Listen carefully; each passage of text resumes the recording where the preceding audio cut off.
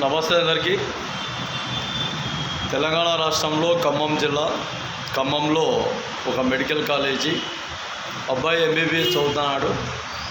అబ్బాయి చైనీస్ మాదిరి కటింగ్ చేయించుకొని కాలేజీకి వచ్చాడన్న నేపథ్యంలో అసిస్టెంట్ ప్రొఫెసర్ అనే వ్యక్తి ఆ ర్యాగింగ్ విషయాన్ని ఇబ్బందులు గురి చేసే విధంగా చాలా వరకు అబ్బాయికి గుండు కొట్టించి చాలా వరకు అవమానించాడు.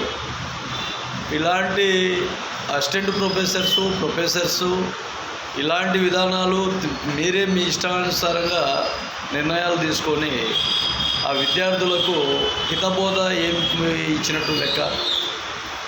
గుండు కొట్టించేదానికి మీకు ఎంతవరకు ఈ రూల్స్ రెగ్యులేషన్స్ ఉన్నాయి ఒకసారి ఆలోచన చేయండి. గుండు కొట్టేయడం అంటే ఆషామాషి విషయం కాదు కదా. ఎంతో పొరపాట్లు చేసి ఎన్నో తప్పులు చేసి ఎన్నో విధాలుగా సొసైటీలోనూ సమాజంలోనూ ఇబ్బందులు గురి చేస్తున్నాడు అంటే ఆ అబ్బాయికి ఒక పనిష్మెంట్ అది.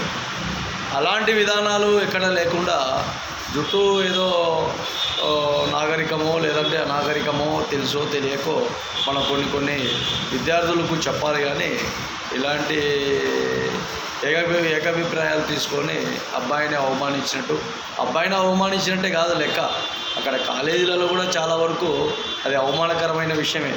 అదేవిధంగా తల్లిదండ్రులకు తెలిస్తే తల్లిదండ్రులు ఎంత అవమానానికి గురి కావాలి.